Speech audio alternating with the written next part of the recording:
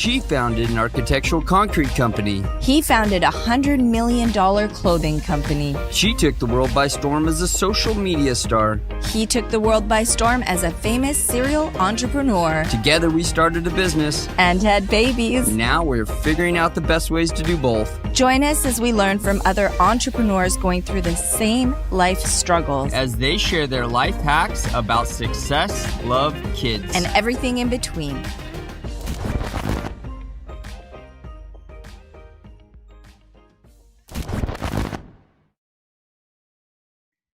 Hi, Elena. Welcome to the Pretty and Punk podcast. It's so great to have you on.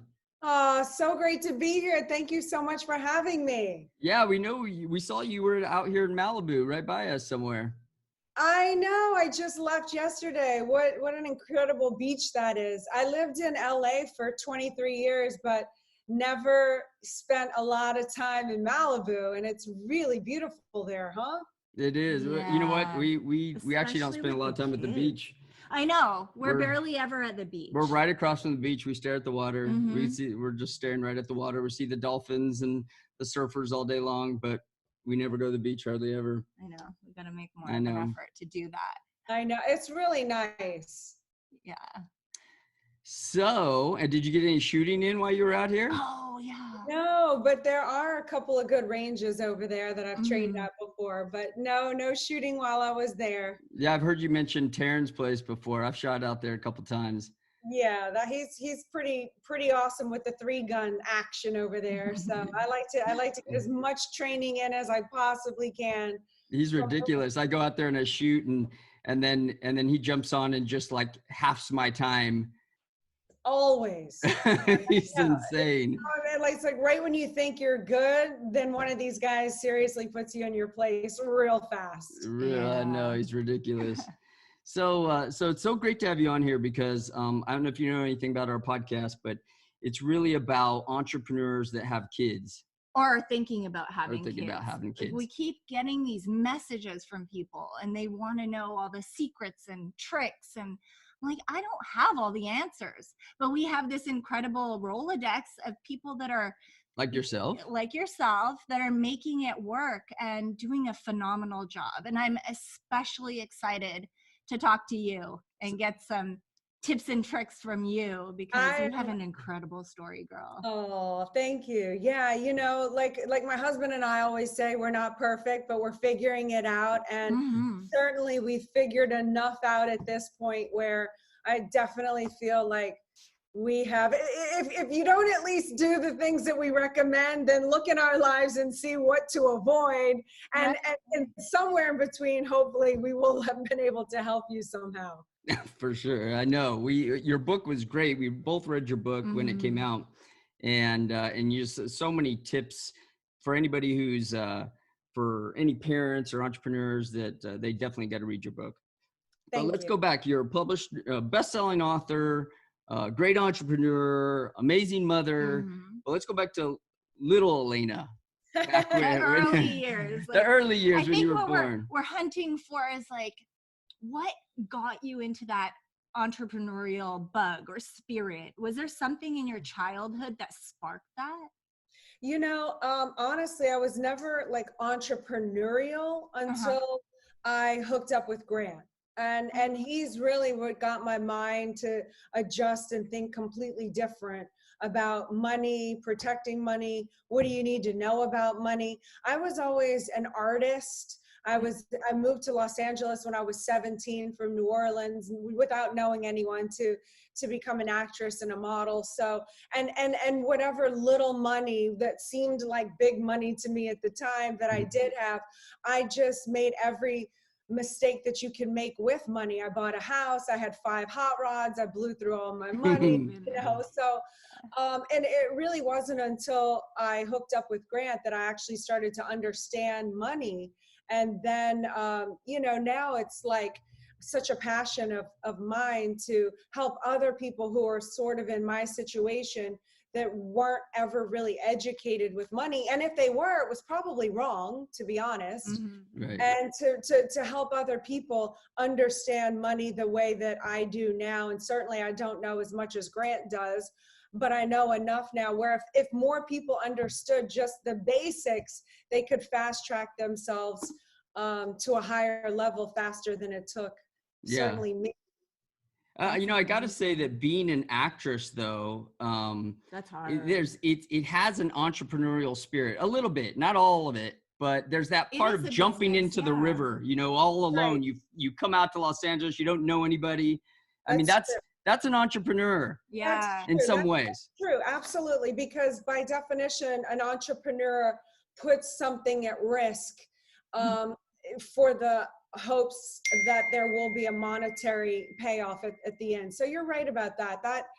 And certainly being an actress and having to deal with the levels of rejection and scrutinization that go on in that town, that I've dealt with for 2 decades plus, certainly has helped build up the skin, the thick strength. To be someone like a Grant Cardone, and then to go on and have the audacity and the courage to go and confront upper echelons of life, where certainly he and I were never supposed to have even attempted to live in or breathe in. And yet here we are trying to break the mold for all the other people just like us to say, hey, you know what, with a little bit of tweak here and there, it's not like a it's just a cheek. That if you actually work in a coordinated, collaborated effort with your partner, and it doesn't just have to mean your marriage partner, but in life, you will have to have partners. You will have to sell someone on your idea. You will have to understand things and depend on people in order to grow and expand, which is very contrarian to what I believed when I was an actress in Los Angeles, thinking I had to do it all on my own. I couldn't depend on anyone for help, especially not a man.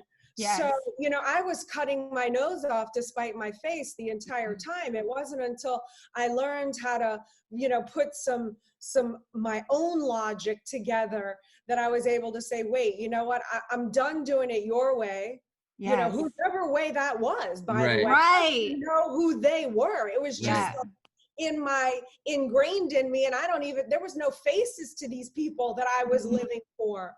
Yeah. And then it wasn't until I was able to get with Grant in 2008. That's really my first entrepreneurial move. Was in 2008 when the economy collapsed. I was pregnant with our first child. So certainly there was nobody banging on my door trying to hand me, an acting job starring, opposite Johnny Depp or anything. So, so I had to reassess my life at that time. And that's when I realized, you know what? I have to live the rest of my life for me. I had this idea of this empire and wanting to run my own show. Of course, still being, others are accountable. I'm held accountable now to a different group, which is our clients and our people and fans and whatnot. But at least I didn't want to have to be seeking the holy grail blessing by, some of these directors. Different group. So in 2008, my first entrepreneurial move came where I had a choice where either I could decide to depend on a man and go all in on him and on us. And at that time we were under a lawsuit and, the banks. And we were on the verge of losing it all. There was no brand new Gulfstream 550. This is so great that you're sharing this right now, because a lot of people are going through this very thing right now. Keep going. This is so valuable. Well, so in 2008, I had all of the, imaginary, for me, in my case, it was these imaginary women I was going to be letting down, where I said, if I trade in my acting career with the hopes of trading up to the empire that I wanted to create with my husband, I felt like they were all going to come after me and chop my head off and spike it around the street like, who is this, this weak, subservient woman who, is going to quit the opposite. Right. To be this like woman that depends on a man. And then I had to say, you know what, I'm strong enough in myself. I moved to LA at 17. Even if I'm humiliated, because all the voices going on my head, like, you do this, and he's going to eventually leave you for a younger woman, and then you're And so I was like, look, I don't know if you read my book, you understand. I put myself through my own humiliation. So I'm like, what's the worst that could happen to me if that happens? I'm humiliated. Okay, been there, done that. It will hurt, but I can at least pick myself up and always land on my own 2 feet and count on myself to pull myself out of anything, because I refuse to be a victim on anything. I have to look at my responsibility on every single thing that I do. So that's in 2008 is when I said, I'm trading in my acting career in order to trade up. It was a bet that paid off. And I say in my book, find the one you trust and build an empire. And so fortunately for me, Grant has been extremely trustworthy, and we've built a good thing. Now, it's not always easy, and he's a very difficult man. I'm not saying anything behind his back. I say be tough enough to take a hit. Hey, I get that. See? I get it. See, Grant's difficult too. I see. Very difficult, and it's really hard. It is very hard, but. Tell us how that we're both strong-headed. Yes. Like whatever. I think in some ways we're a lot like you guys. So I could show. She points out all my thick-headed. The blessings, your blessings. Yes. All things I was blessed with, and then and she's always right. That's good. The fact that you know that's great. So walk us a little bit through that conversation with Grant, like when you're deciding to switch over, and because you had this career, you really were working. You were a working actress. You were on some great shows. That's hard to say. And you're kind of leaving that. I mean, that's like, you're jumping off the boat at that time without any. Well, you have, somewhat of a life preserver, but you could maybe go back to it. But what was that moment where you said, this is it? Like, I'm gonna not do this anymore. Did you tiptoe into it, or how'd that conversation go with Grant? What did he think about that? Well, certainly he was open for the support, because he was terrified for the first time in his life, at least that I had seen.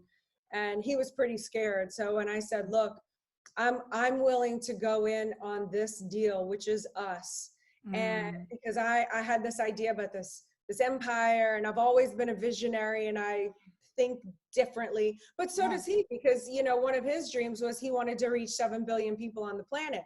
And the last boyfriend I dated or attempted to be in a long-term relationship with, when I told him I wanted to change the world, he was like, that's the problem with you. You think so big, and you're not a realist. And so when I heard Grant say 7 billion people, I was like, wow, okay, I can have that. Yes. That's a big goal right there. I was like, we're on the same page here. We're on the same page. So so what it looked like was, I was like, look, I'm going to forfeit the acting thing, and I'm going to be full on background support.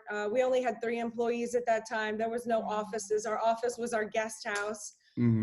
And so I ran, all the behind the scenes operations for many years. And I had to put so many of my woman pride things aside. Like when we first got into the marriage, I wouldn't even cook him a meal. I didn't want to be thought of as like some kitchen wife. And I was like, I'm not your mom. And, I pampered him. She was an awesome Italian lady, but I was like, no, I am not about that. But when it came down to just he and I was willing to make him a meal, water, whatever he needed to do to keep the production going without having to be sidetracked. There was no drama. I was not putting dramas on his plate. Everything was distraction-free environment so we could survive that economic hit in 2008. So he didn't have to worry about me or the family or anything else. It was just completely like all systems a go. We are working together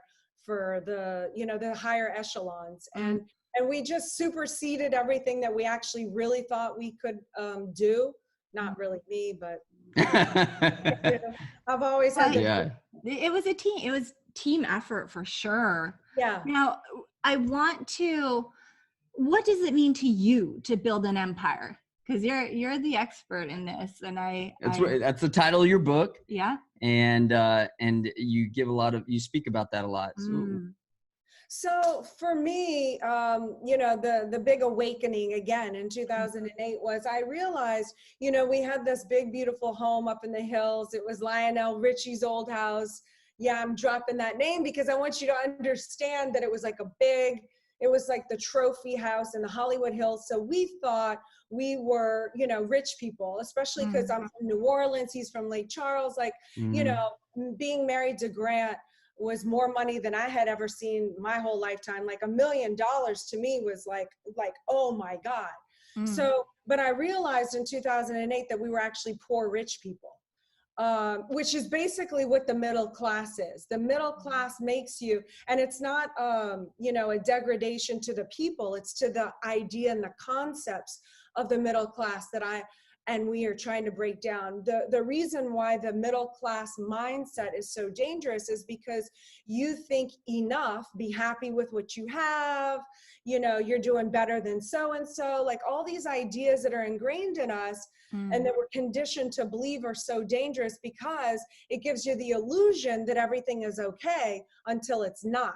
Right. And so the reason for an empire is because the only way and assurance of survival is abundance. So it's not just abundance in money, although you will need to eventually have abundance in money in order to sustain a hit of someone in your family getting cancer or an economic collapse or, you name it. Yeah. But you also need abundance and integrity and honor and pride and grit and courage and integrity. So that's why I say empire, because empire doesn't give you the illusion that you're normal. Empire, if you have an empire and you've built an empire, you understand vastness, greatness, expansion. You understand abundance. You certainly understand enemies and attacks. Yes. And what come with that. But the beauty of that is that as you scale, you become more prepared, and you've had to then become a greater potential of who you had to be in order to survive and get through that and become bigger and better and badder on the other side. So yes. Even though I don't love the challenge, I understand it's what comes with the territory, and I wouldn't change it for the world. I've had money and I've had no money. I can tell you I'm a lot happier with money. If you're going to be unhappy, if you're going to be unhappy, be happy with, if you're going to be unhappy with a lot of money. I love it. So, it's a much better unhappy for sure. It's a much better unhappy. And I would rather be unhappy and be able to give 10 million to my philanthropic endeavor. At least maybe that can make me feel good for an hour. So, they say money doesn't make you happy. And I agree with that. If my child was sick or, some devastation or a loss in the family, when I lost my father a couple years ago, or a friend or whomever, no amount of money or no digits in a bank account is going to make me happy. That part is true. Yeah. But every single time I get on my brand new Gulfstream 550, like I did yesterday, I'm going to be honest with you. I am happy. I am happy. I do not have to walk through an airport and take off my shoes, that I can drive to my plane, that it is clean. I don't feel like I need to take a shower when I get off of my plane. It makes me happy. This person, yes, she's a germaphobe. I don't like terms either. But here's what I always say too, is like, the Gulfstream 550, because a lot of people who might not know me or may have been raised the same way that I have, which is be humble and don't, talk about these things, or we don't talk about these things, or she's arrogant or whatever. All of that is fine. You're entitled to whatever opinion. I honestly don't care about that anymore. But I would like to clarify this. The thing about a Gulfstream 550 is that it is a reward. That is a trophy in the physical universe that tells me that we, Grant and I, have made enough sacrifices, enough right decisions, and we have also avoided enough wrong outcome scenarios. We have done enough things right. So it is also very important to acquire when you can, and the money, and I don't need to get into all that, but when the time is right, it is also important to stack crowns and jewels in your crown, or feathers in your hat, because they are symbols, and you do need to be rewarded and acknowledged. There's a reason the person who wins the Super Bowl ring is given the ring or the trophy. Those are symbols, and they're very important. Well, that G550 is quite quite a reward. Like we used to have a G4 that our fund that was backing our company had, and we would take it out. And there's nothing like being on that plane. Oh, sidetrack for a second. Tell me about the first time you guys were on a plane. The first time you've ever been on private. Oh my God, the first time we were on a plane, Grant, I'm from New Orleans, Grant's from Lake Charles. It was such a giddy experience for us. Like, we were like giggling the whole time. It was just so fun and exhilarating. And, it's just fun when, someone doesn't come from money or has never had that. And then finally you've kind of worked your way up to a point where you can have this legitimately, and you have done enough, again, rightnesses, that it's a fun, giddy moment. And, again, I'm going to loop back to, how difficult it is to be with Grant. And I'm sure it is for him to be with me as well. At times we've been together married almost 17 years. But, another thing with the empire, and that makes it work, is because we have sorted out what our big goals are. And, and for me, I believe the biggest act of love that you can give somebody is to help them achieve their goals. And so Grant and I are willing to help each other be a boost to get up to the higher levels. Like, certainly, no doubt, Grant would have achieved success. He did achieve, he was already a multimillionaire when we married. He was already going to be successful. But when I came into the picture, I take credit for his heightened levels of success, because those are mine. Like, I helped him get there. I wasn't pulling him back. I wasn't saying you're working too much. I wasn't saying, when is enough? I was saying, you need to become a billionaire, and being willing to receive the backlash that came with that. That you put on somebody when you see their potential before they see their potential. So, but we've always had our purposes and our goals so aligned, and we've figured out and mapped out who does what in the relationship, not based on male, female, but based on strengths and weaknesses. I get to be the boss of all of my areas, and he gets to be the boss of all of his areas. And whoever is the boss of those areas gets final say, no matter what. No matter how much he asked me about what I thought about this business deal, at the end of the day, when he makes that deal, I get behind him and trust him, because he's never failed me. It just so happens we have a more traditional relationship, because I happen to be very good at behind the scenes operation, who comes in our circle, who runs the family, who runs the decisions with everything kids.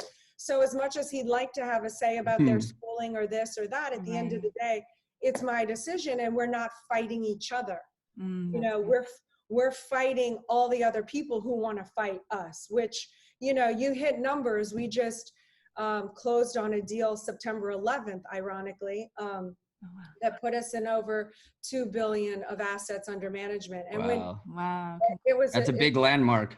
It's a big landmark. 10's the next one. 1 was the first and 10 was the second, but it's important to also acknowledge all the wins along the way. But my point to that is as you hit bigger targets, you do have to confront that evil people exist. Was one of the hardest things for me to confront. And they do mean, to inflict harm on you. So it's good, that enemies are out, because it's a sign of success. So, Grant and I try to minimize as much fighting amongst each other, because we understand that we literally have to have each other's back to, you know, focus on the real enemy. I'm not Grant's enemy.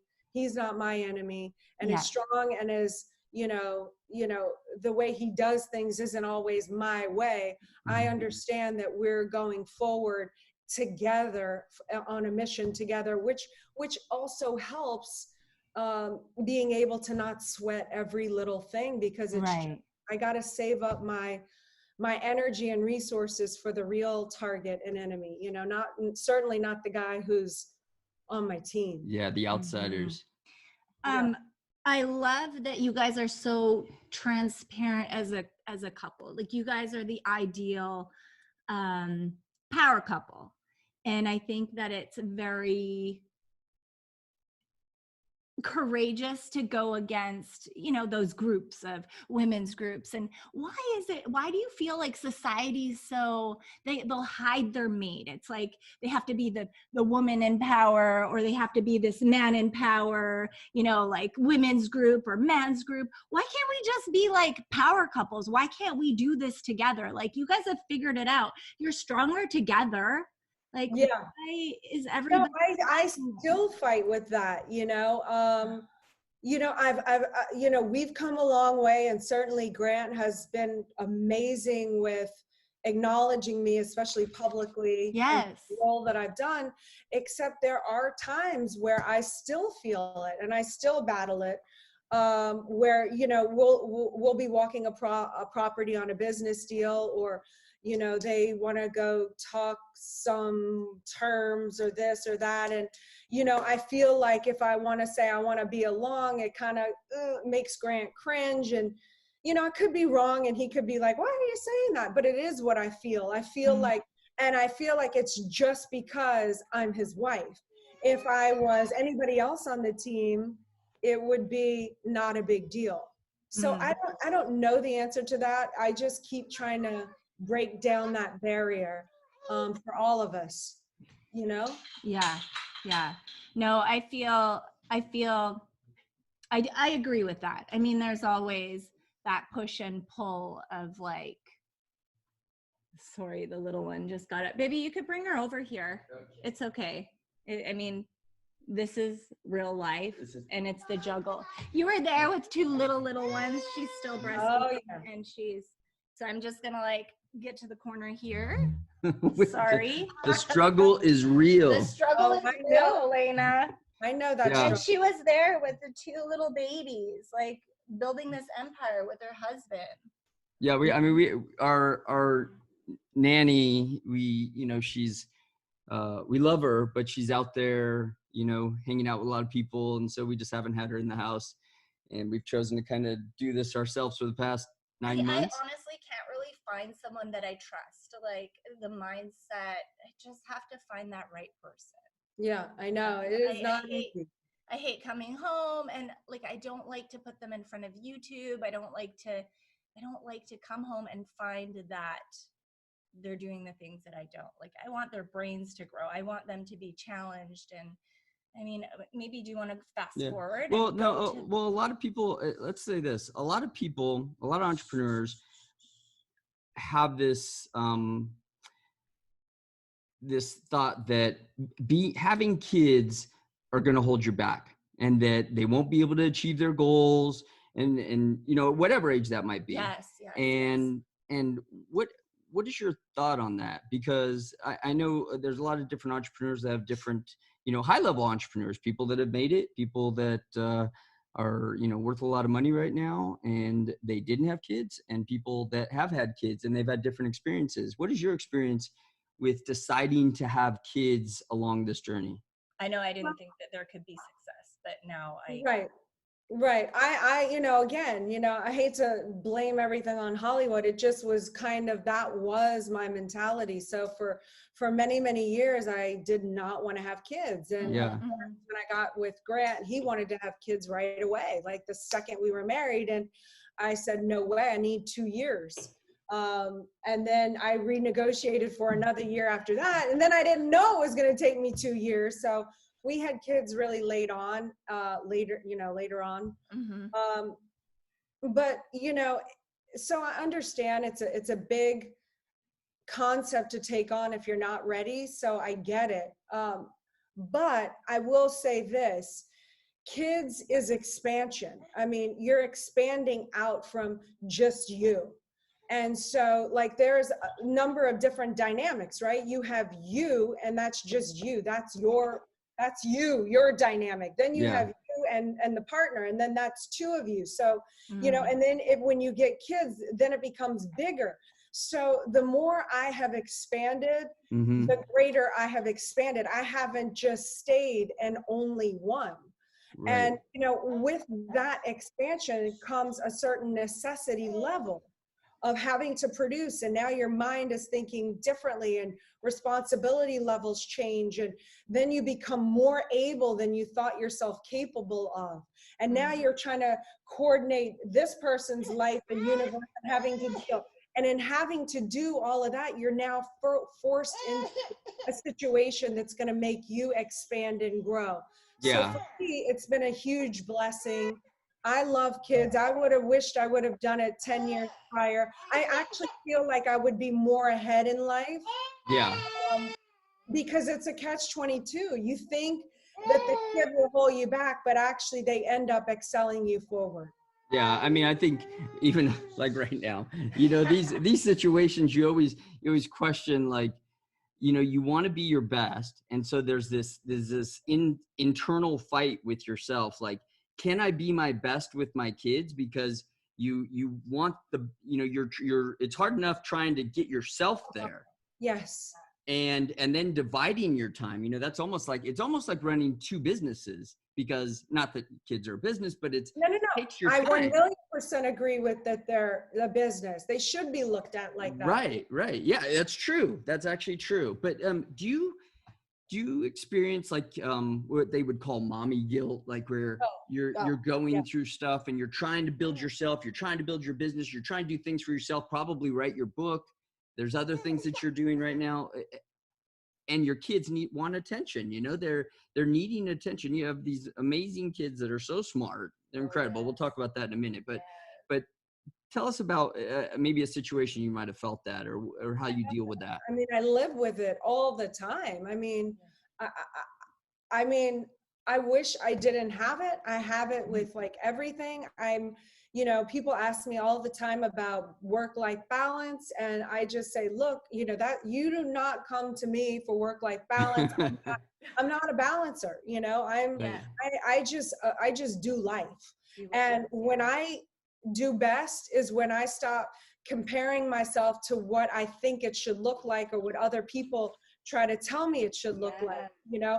And work-life balance is one of those things that I feel like society puts on you, that's like, it should be all balanced and this and that, and if your life is crazy, then you're off somehow, and no wonder you're miserable and depressed. And it's like, you know what, I've just surrendered to, you know, the more that I have going on in life and the more that I produce, most of those people aren't going to have a reality of my life anyway, because they're not in my shoes. Yes. And so what I do is I just, you know, I'm constantly just delegating what's a priority. Sometimes my kids are the priority. When I have gone too much onto the work side, I can see the ramifications. They show up where they're fighting, they're bickering, they do seem like they're eating more junk food, they're depressed, they're in front of YouTube too much. And when I see that, then I have to put my work on hold, which is very frustrating because I hate missing deadlines. But then I have to put in the hours of work that it takes to get them back up to really winning and doing well and feel stable and secure. And I'm willing to do that and constantly juggle and constantly be off balance. And then I have to, you know, then try to put it in with Grant and then myself. And I'm trying to do my own thing for the first time, which is not my own thing. But it's, you know, like build an empire. I'm writing my own book, but of course it's to fit into our piece. Yes. 10X movement. It's the 10X empire. Yeah. So there's a lot going on, and I try to get help. I'm done being superhero. You know, I think I need to do everything on my own. I depend on people now. I depend on the nanny that I chose, or the housekeeper, or, you know, the bodyguard, or whoever it is, to do their role. And so that I can be with the kids, or with Grant, or with myself, or with a friend, or whatever I need to do. I'm willing to be mercurial. I'm willing to not be fixed on a fixed idea, or it has to be this way. Yes. You know, it's just, you know, I experience happiness when I achieve goals and targets, and I have products, and my kids are my products. And when they're thriving and doing well, that's when I'm happy. And when I hit a deadline, I'm happy. Or when I put out a book that people like and are rereading, I'm happy. And that's what makes me happy, not like trying to fit into somebody else's idea of what my life is supposed to look like, because most of the time it never looks like that.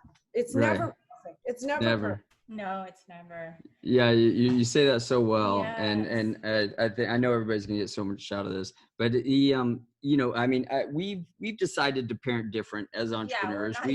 We're not your typical entrepreneur. You know, our kids, we've decided, and just even little things like our kids eat better than, you know, a lot of kids. We're even scared to put our kid around other kids because they're eating candy. Our kids don't eat candy. Our kids, they drink green juices, and only because we bring and them eat oysters everywhere that we go. So we've, from a young age, kind of introduce those foods right away. Introduce those they're ideas. Coming to meetings, they're coming to, you know, and that's a lot deals. of her. That's I got that from her, because I didn't grow up like that, and so I had to really. But I grew up in the workspace with my mom, and so she did. said, you know, I really enjoyed being at work with my mom more than being in an environment with a ton of kids. Like, I loved it. If my mom would give me the choice and I chose to go to work with her, I wanted to be in the store. I wanted to hear all these stories that the adults were telling me. And it was my happy place. So I said, let's let Daniel choose what he likes. And he loves being in the environment. So we're just parenting differently. He's learning things differently. And we really admire how you and Grant are parenting. Well, especially you. Now I know that you're the one in the book, like the one in charge of this. So what are some of the things that you guys are doing? In charge. I'm the family. Yes, I love it. I love it. So what are some of the things that you're specifically doing that you feel like's outside the box, that you've chosen to do different than some of the other parents that are out there? Well, now it's not so odd, but my children are going into their third year of homeschooling. Pretty much what you're saying. I don't want my kids around, you know, an environment where they're overdosing the kids on whatever drugs they recommend because they don't sit still, because they don't teach kids how to study, or, you know, when my kid doesn't understand a word, I tell them what it means, or we look it up in the dictionary so they can actually have comprehension. And, you know, I told them when they were going to school to write the words down. My kids have been told at school, you know, what does blah, blah, blah mean, of what they gave my child to read. And then they said, just make it whatever you think it means and continue on. Like who does that? Like, that's not education. And then you wonder why my child has anxiety and wants to move around, because they're no longer interested in reading because they went blank. They don't understand. There was no comprehension. So it's so true. You know, I didn't want to be around all of the, you know, all the heinous drugs that, you know, they're prescribing children and stuff. So, you know, but from a young age, we've told we've made sure no one said, be careful to our kids. I didn't want my kids to be introverted and always being afraid of things. As a parent, I feel like it's my responsibility to make the environment safe. And until a child is old enough to have awareness of certain things, I'm not going to go scare my child and tell them about murders and pedophilia at 6 years old or 5 years old. I'm not going there. I would rather keep adult problems off of a child's plate. Now, what I will do instead, and we didn't cover every edge in the house. I mean, certainly we didn't leave knives on the coffee room table. But I said to my child, you see this edge right here, and I would point to the edge. That's sharp. Be aware. Watch out for that. So it actually, instead of going from an introversion, actually puts their attention on their environment and has to make them look and be aware, and then take responsibility for their body. And certainly they're klutzy and whatnot. So I mean, my kids have that too, but nothing major. So those are some of the things. And Grant, this is controversial too. Most parents teach their children not to talk to strangers. And again, we've taught our child talk to strangers. Every person, everyone has, a human being has whatever you want in this world. So again, it's our job to make the environment safe. I'm not, going to tell my kids to say hi and to some drug dealer on a corner, in a bad neighborhood. But certainly they speak at the Growth Con, and they love our work environment as well. And they're certainly included as team members. And they understand that it's Team Cardone. They understand our mission is Team Cardone.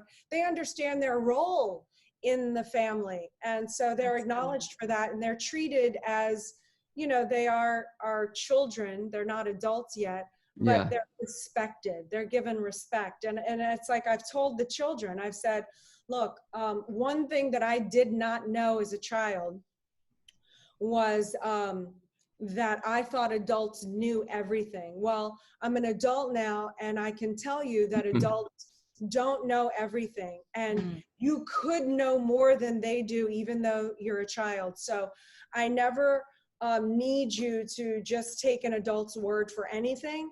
What I do need you to do is to respect adults and have your manners in. But you also have your own knowingness and your own integrity. And I'll never ask you to compromise that just because you think some adult knows better than you. And, that's just something I wish I had been raised with. Right. Yeah, no, that's so good. And I've seen you do that with the girls too.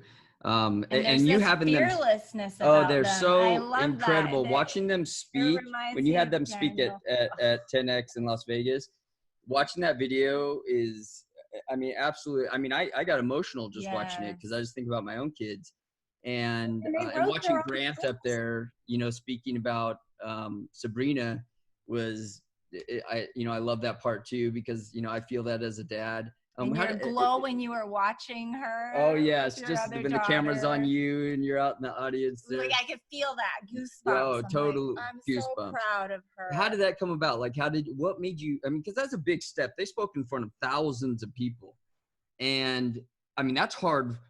Adults say they would rather die than do that. Yes. That is hard for anybody, let alone I think they were around 10 years old at the time, and Scarlett must have been about 8 or so. Yeah. So, what was that conversation like? What were you guys, how did that come about? Because that's a big step for anybody. It is a big step. And this was their 4th year doing that. So, Scarlett first spoke in front of 2,500 people at 6. And, and then last year, not 2020, but 2019, they spoke in front of 34,000 people in front of Marlin Stadium. Oh, that's incredible. And they write their own scripts, and they refuse to rehearse with us. And, but they've never been, they've never been taught to have stage fright or to not talk to people or be scared. And they see, we're at a place in our lives now where the kids get to travel. Last year we went to 19 countries on a 10X world tour. So they see me speak, they see Grant speaking. That's work for them. Yeah. So they understand the mission. We want to help people. We want to make a difference for the better in the world. So they understand that they have a voice and a contribution. And again, they've been acknowledged for that along the way. And they've introduced us on the road, with 1 or 2 second little whatever. And, they're figuring it out too. So it's not like it's something that we have to prod them on. They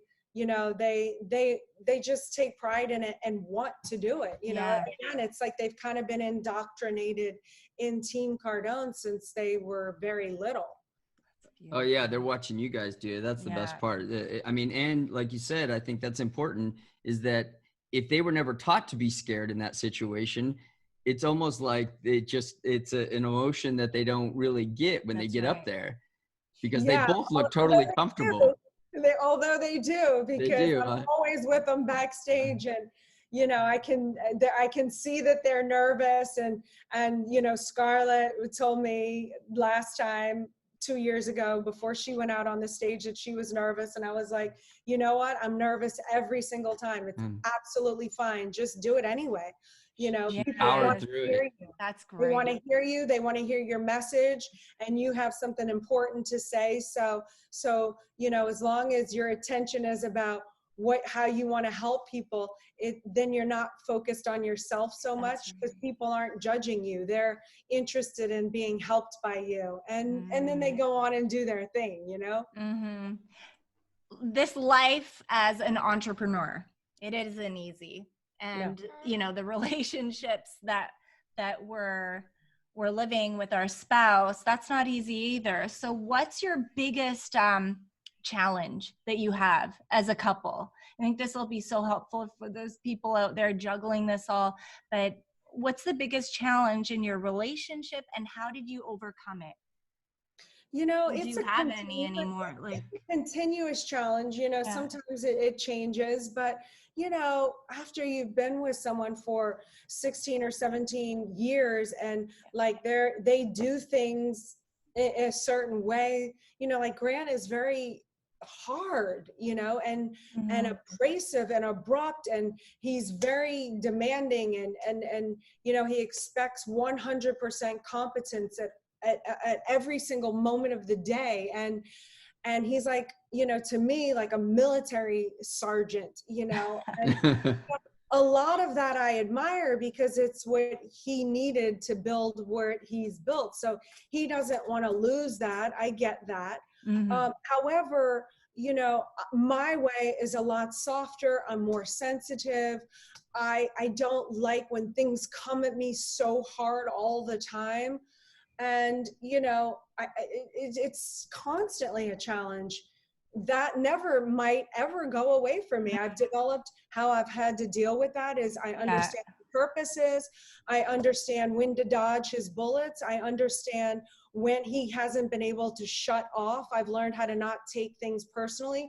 Like if he's been battling a $200 million deal and things are heated, he can't shut off maybe as fast as I can and pivot and be like lovey-dovey husband that I want him to be. Right. So I've learned to assess situations. I've learned to keep my mouth shut sometimes. Like that's not a bad thing. No. I've built myself up with so many arsenal of ways I can respond to things. I've written down a list of 50 things I could do. Smile, get angry, throw something at him, tell him. I mean, I just wrote a list of 50 things so I don't go blank and have the automaticity to react with anger and fighting, which is my go-to. That's my instinct. So I had to write down on paper without monitoring myself, well, what could I do instead? And one of the most successful ones that I've ever written was, when something comes at me really hard, is I'll just say, hey, I'm on your team, champ. I hear you. I get it. I got it. I get it. It's so good. I get that you're upset with me over blah, blah, blah. And I can even see why.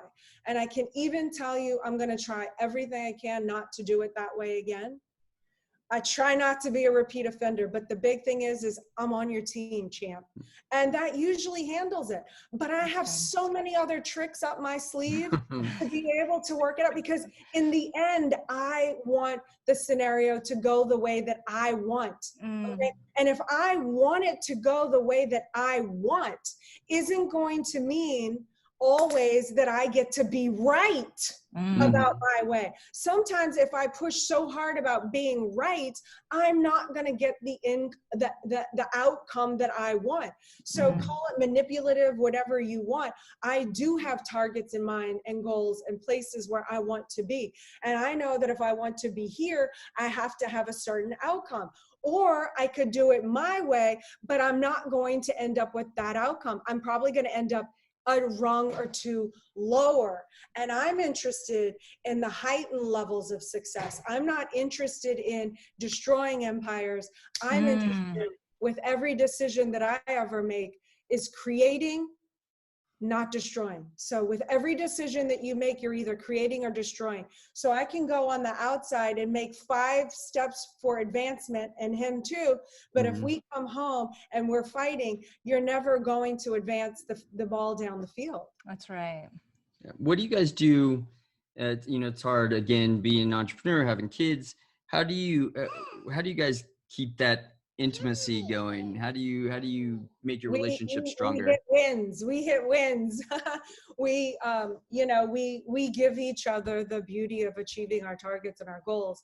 And when you hit those wins, you fall more in love with the person. That's how we create love. It's a created thing. It's not just, this blissful thing that we're just soulmates blessed to, that's not us. Like, my relationship is a created relationship.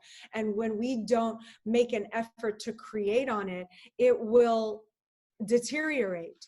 If you don't maintain your home, your grass is going to grow, your paint is going to chip on, it's just negligence. It's going to run down. Like, you constantly have to wash your car, or every 5 or 10 years, paint your roof, or declutter the gutters, or, once a week, mow your lawn if you want it to look and be fresh and, whatever. Like, you have to change the flowers in your house or they die and stink. That water stinks. So it's the same thing with the relationship. And that's why I said earlier that it's good that you do look at your family as a business, because a lot of people put the family on an automaticity and expect it to just work, whereas they give so much attention to their business and they're constantly waiting on their business. And how do I handle my clients and to satisfy and to customer, and constantly making the product better, but letting this relationship, like, just think it's going to just work on it. When you stop creating there, it's going to deteriorate. And certainly over the years, our relationship has done that. And that's when we've had to say, hey, you know what, even though our goal is here, we also have to spend a little more time, on a trip to Malibu or to some parts, and actually put the attention on the relationship, I noticed you speak to that a little bit too, here and there, in some of your content, maybe in your book too. I noticed you've been traveling a lot more too. There was a point there where Grant says he hadn't taken a vacation in a long time, and then all of a sudden you guys started doing that more. What brought that about? Well, again, in 2008, we were, again, on the verge of losing it all. And I saw Grant lose a lot of confidence. And, rather than feel sorry for someone like that, like I would never do that, I came up with this idea of the lotto game. And so the lotto game was, what would you do if you had, and it always started with $200 million. But I worked over time, I worked it up to $1 billion. Well, as we played this game, the lotto game, an interesting thing started to happen. You start to become, you get a sense of who you would be if, and all of a sudden you're just more bold, you have more certainty, more confidence. You could call anyone because you wouldn't care, because of course they're going to take a billionaire's phone call. So when you give yourself that without needing digits in a bank account that you're never going to see anyway, but all of a sudden you can just make yourself be that person, like be the billionaire, without, like, having to be one, you then start taking bigger risks and you have more confidence. So we played this game, and it really helped out with thinking bigger and just getting him out of that lack of confidence slump.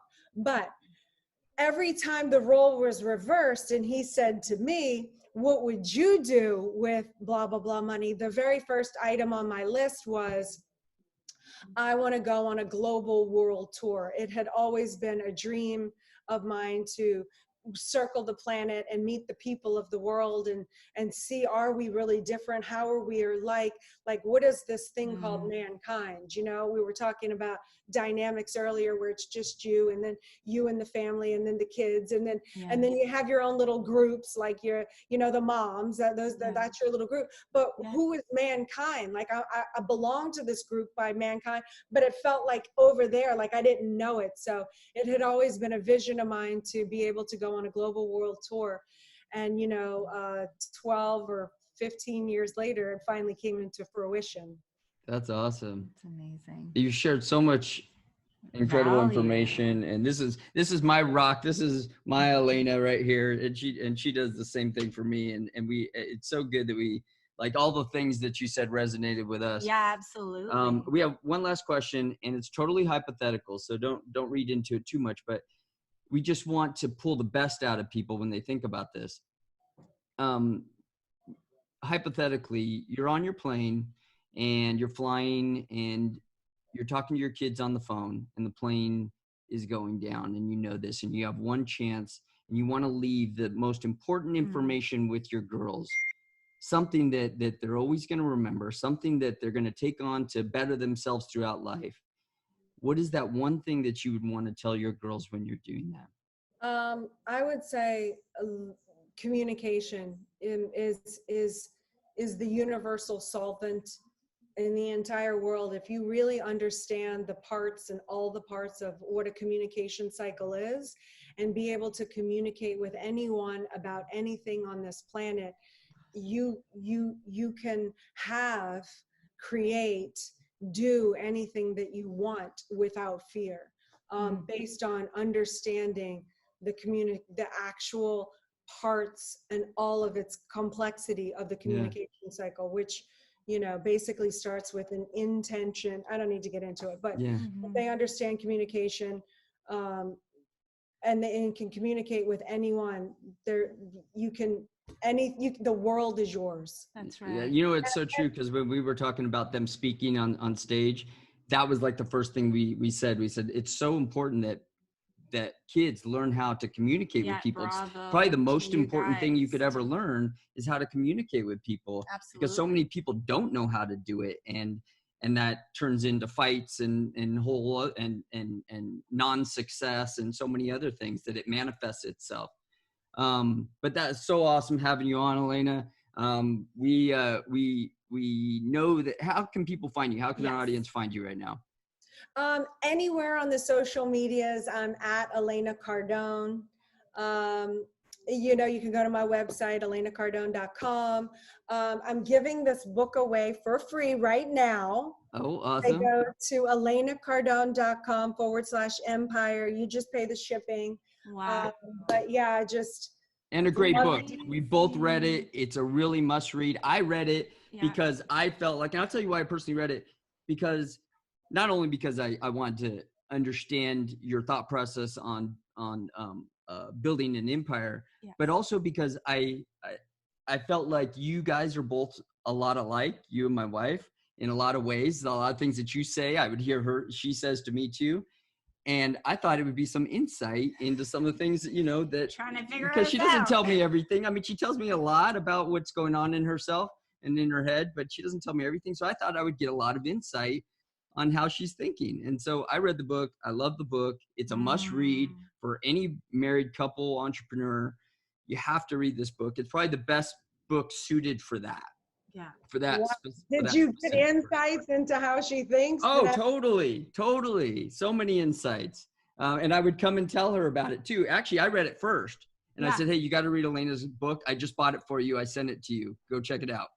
And because we both heard it, we both listened to it on audio. You beat me to it. Yeah. So I had got it as soon as it came out, and as soon as it was available. And then I listened to it real quick because I drive a lot. And it's perfect. So as soon as I listened to it, I said, "Oh, you got to listen to this too." I know you have this big mastermind going this weekend too. This is going to air actually after the mastermind, but I know there's going to be another one. So tell us a little bit about your mastermind. Well, the mastermind is really a deep dive into Right. this whole build an empire concept. So I have the workbook right here, which, I hope I get. Wow. That's a big I probably workbook. won't, but for me, I like to exchange in abundance, and I'm really trying to fast track, the success of all these people that have paid to come to this. So I'm very excited about this. They're going to walk away with literally the blueprint and the battle plan and the exact thing that they need to do in this book to achieve their 2-year, 5-year plan. So I'm excited. I'll let you know how the first one goes. Let us know how it goes. Tell Grant we said hi. Tell the girls. Wait, what else? Is there anything else that we can share with our audience? You have the 10X ladies. What else? We have 10X ladies. I have a mastermind. I do one-on-one coachings. Oh, great. So all of that's on the website. Elena Cardone. Podcast. I do the G&E show every Wednesday. I do. Oh, you know what I do? I do a 10X ladies call. It's a free call every Wednesday night at 6 p.m. Eastern Standard Time. If you want to get on that for free, you go to 10xladies.com/network. Oh, they're going to love that. Oh, yeah. Perfect. And they need to be on there. It's a really incredible group of women now from around the world. We all get on there. We all know each other. And every week we just come up and with a battle plan to conquer the world, Love it. With all the other crazies crazy enough to think we can do it. We can. And because we can, we should. And because we should, we must. Exactly. I love it, girl. Thank you so much for your time. Thanks, Elena. Thanks for having me on the show. So great being here. Yes. Thank you. Okay. Take care. Okay, bye-bye. Bye. Thanks for listening. Please subscribe. We love you.